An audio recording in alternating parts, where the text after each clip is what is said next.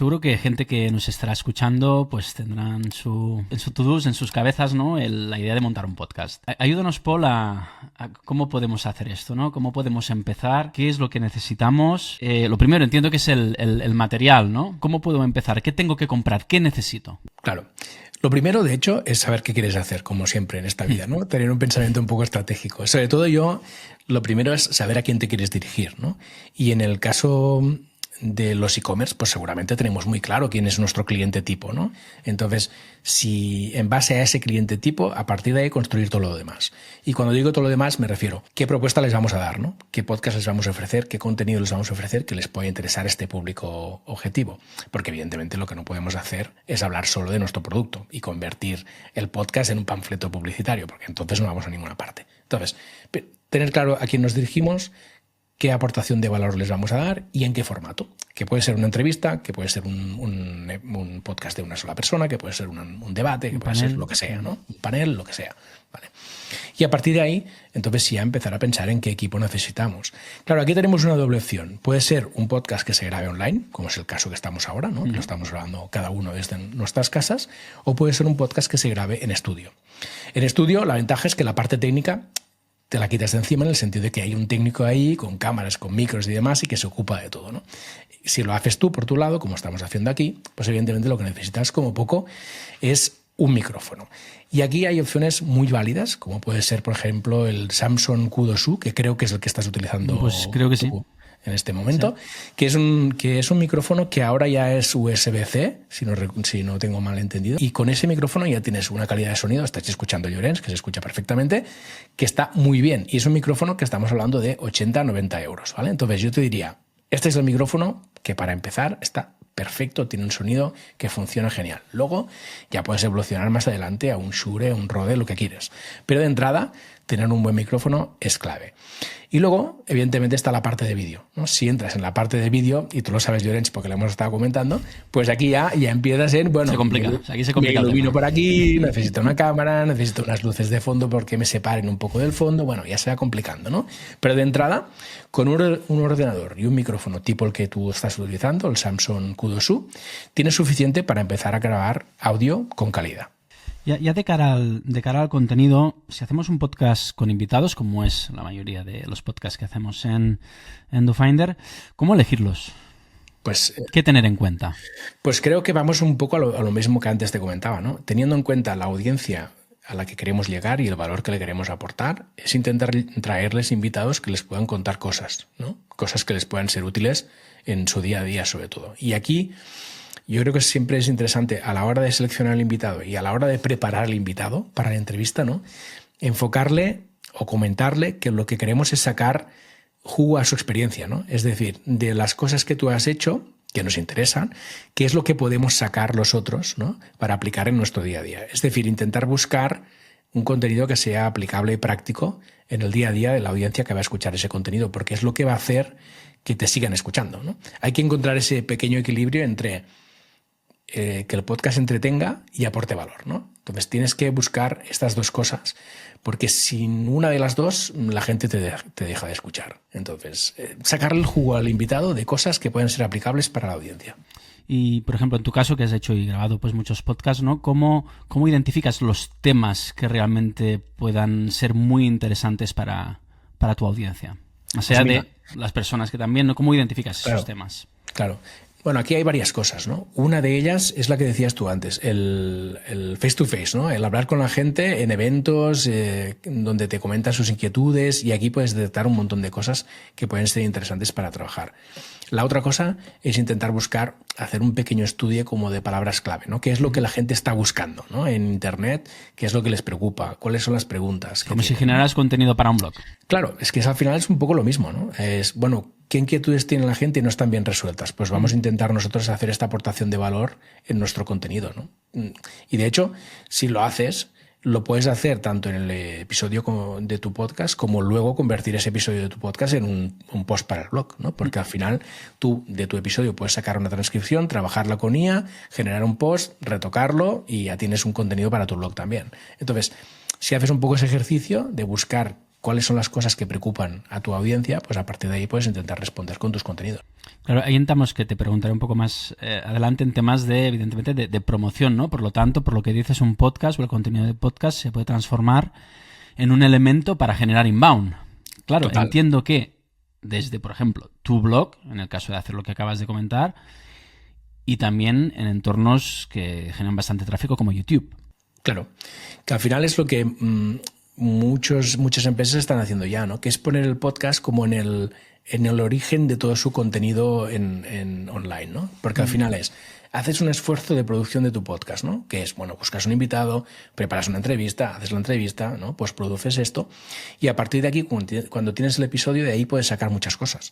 Puedes sacar un vídeo entero para subir a YouTube. Puedes sacar cortes en formato short para subir a YouTube, TikTok, Instagram Reels y demás. Puedes sacar texto, gracias a la transcripción, que luego tú puedes transformar en publicaciones para redes de texto, en LinkedIn, en Twitter y demás, bueno, X y demás, ¿no? También puedes sacar la transcripción del episodio, te puede servir para generar una newsletter, te puede servir para generar un post para el blog. Es decir, que a partir de un único contenido, de una única producción, puedes sacar un montón de contenidos derivados que te pueden ayudar a tener una mejor comunicación y marketing en tu empresa. Entremos ya en alojamiento, distribución y difusión, que son cosas distintas. Una entrada, las plataformas, alojamiento y distribución. ¿Hay una misma plataforma para hacer eso? ¿Son plataformas distintas? ¿Son cosas distintas? Una gran duda que tiene mucha gente también, porque ¿qué ocurre? En el vídeo, ¿qué ocurre? Todo está unido, ¿no? Tenemos a YouTube, que es, bueno, tú subes el contenido a YouTube, YouTube lo aloja y lo distribuye en su propia plataforma.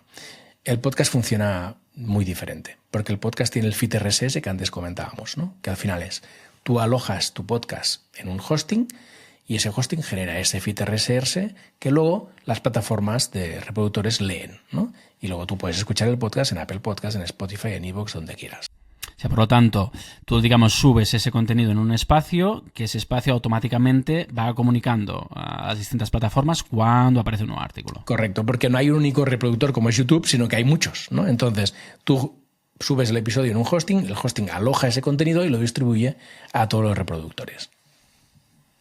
Ya, por lo tanto, es eso, es decir, coincidimos en alojamiento y distribución, ¿no? Lo alojas en un sitio desde donde se hace la distribución a las distintas plataformas, que entiendo que es una cosa que también hace Mumbler.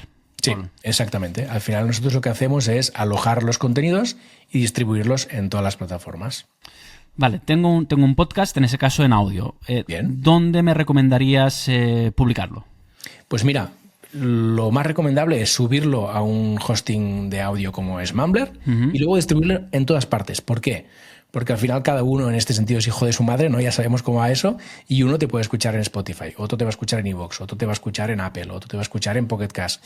Y los infinitos casts que existen, porque hay un montón de aplicaciones de escucha de podcast. Entonces, la magia del feed RSS es que al final, una vez tú tienes subido tu podcast en un hosting como puede ser Mumbler, se distribuye en todas partes y tú no tienes que hacer un esfuerzo extra. Tú subes el episodio solo a tu hosting y desde ahí se distribuye en todas partes. Vale, en el caso del vídeo, venga, ahora lo hacemos en vídeo, ¿no? ¿Dónde tengo que subirlo? A YouTube, entiendo que evidentemente ese sería solamente el principal. ¿Hay más entornos donde subir ese contenido? El principal es YouTube, ¿no? Al final, algo como lo que estamos haciendo ahora, que es grabar audio y vídeo, nos sirve para sacar de aquí un vídeo que luego podemos editar y subirlo básicamente a YouTube. Spotify también tiene la opción de subir vídeo, que también es interesante en determinadas ocasiones. Lo que hay que tener en cuenta aquí, en el caso de Spotify, es que cuando le subes un contenido en vídeo, el audio que se va a reproducir en Spotify es el del vídeo.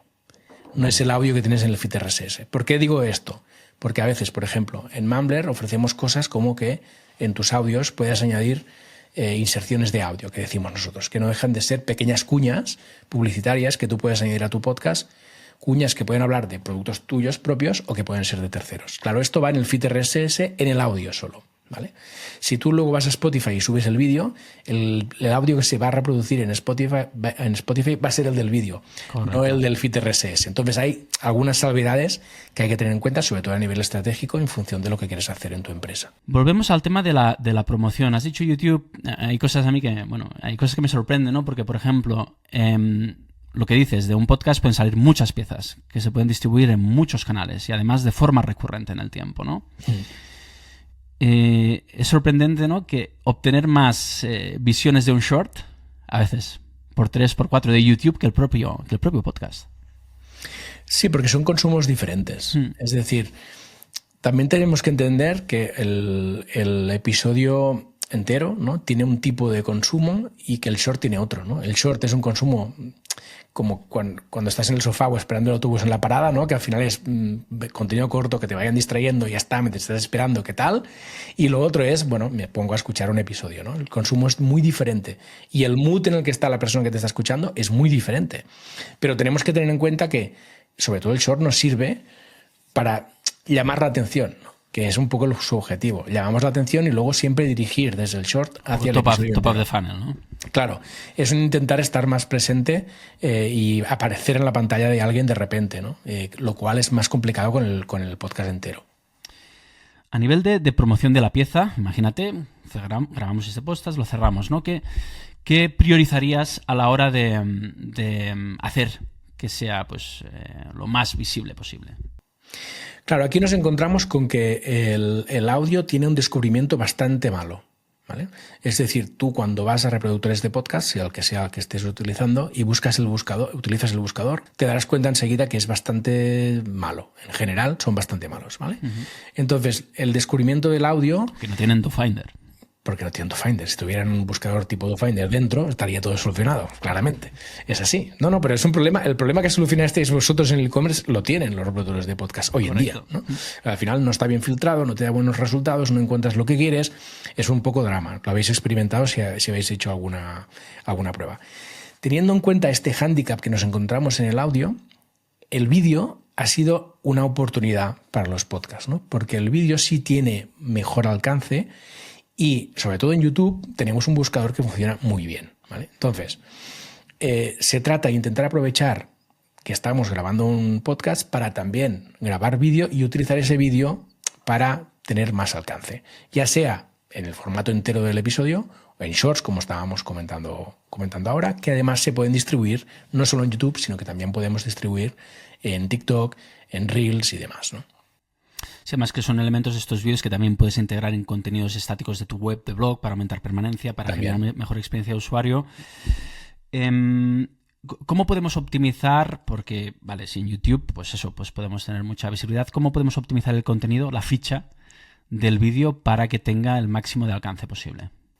Pues mira, aquí nosotros siempre recomendamos, y también lo recomendamos en los episodios en audio, el tener una descripción extensa donde se cuentan todos los puntos que se han tocado en el episodio, incluso con un timestamp, es decir, marcando el punto, el momento en el que se ha tratado cada tema, ¿no? Porque sabemos que YouTube lo que hace luego es marcarte dentro de la línea de tiempo del vídeo los puntos donde se han tocado los temas, ¿no? Entonces, esto es lo que se ha hecho en toda la vida con la tabla de índices de un contenido de un artículo, ¿no? Es que no estamos descubriendo nada, Llorens. Es decir, siempre vamos a lo mismo. Tú haces un contenido, explícalo bien, pues cúrrate bien el texto, ¿no? Tanto de la descripción del episodio en audio como de la descripción del episodio en vídeo. Por eso es una serie de contenido en texto que sabemos que los algoritmos leen bien, ¿no?